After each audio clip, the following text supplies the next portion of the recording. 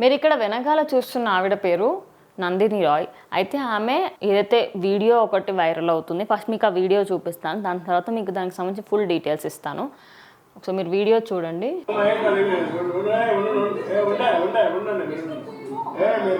Disturb చేయను అని చెప్తుంది.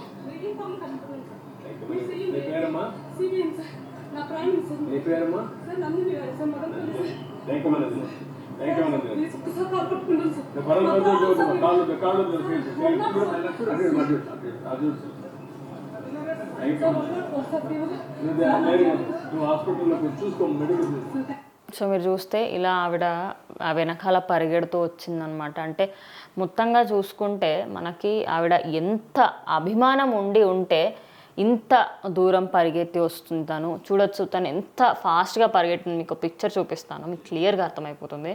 సో ఈ వెహికల్ వెనకాల తను పరిగెత్తుకుంటూ వచ్చింది, అది కూడా 104 ఫీవర్ పెట్టుకొని.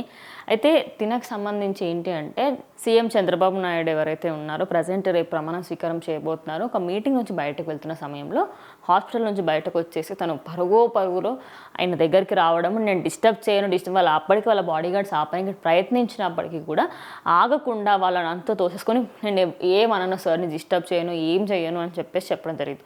అయితే అమ్మాయికి సంబంధించి అడిగితే నీ పేరేంటమ్మా అంటే సిబిఎం అని చెప్తున్నా. అంటే అమ్మాయికి చంద్రబాబు నాయుడిని చూడంగానే నోట్లో నుంచి మాట కూడా కరెక్ట్ రావట్లేదు.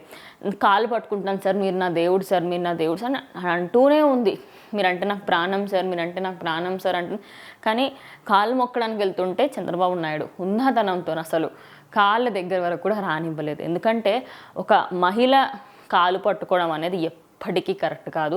సో ఆయన కూడా అసలు ముట్టనివ్వలేదు. సార్ 104 ఫీవర్ ఉంచండి, ఫస్ట్ నువ్వు వెళ్ళి జాగ్రత్తగా ఆరోగ్యం చూసుకో అమ్మా అని చెప్పడము ప్రతి ఒక్కరు, ఈ వీడియో వచ్చిన ప్రతి ఒక్కరికి మైండ్లో ఏమొస్తుందంటే వావ్, ఇంత మంచిగా ఉందా తనమా, అసలు ఇలా ఉండగలుగుతారా అన్న ఫీలింగ్ అయితే తెప్పించారు.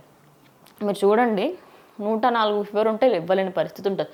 అటువంటి దాని దగ్గర వరకు వెళ్ళి ఎప్పటి నుంచో కలవాలి అన్న కోరిక కాబట్టి వెళ్ళి కలిసి సార్తో మాట్లాడిన తర్వాత మీరు నాకు చాలా ఇష్టం సార్, నేను మీకు పెద్ద ఫ్యాన్, అట్లా మాట్లాడకుండా మీరంటే నాకు ప్రాణం సార్, నాకు మీరు గెలవాలని నేను చాలా కోరుకున్నాను, మీరు గెలిచారు అని చెప్పేసి ఎంతో హ్యాపీగా చెప్తుంది. సో ప్రజెంట్ తన ఆరోగ్యం బాగుండాలని కోరుకుందాం. సో ఇది వాళ్ళ వీడియో, ఇంకో వీడియోతో మళ్ళీ కలుస్తాం.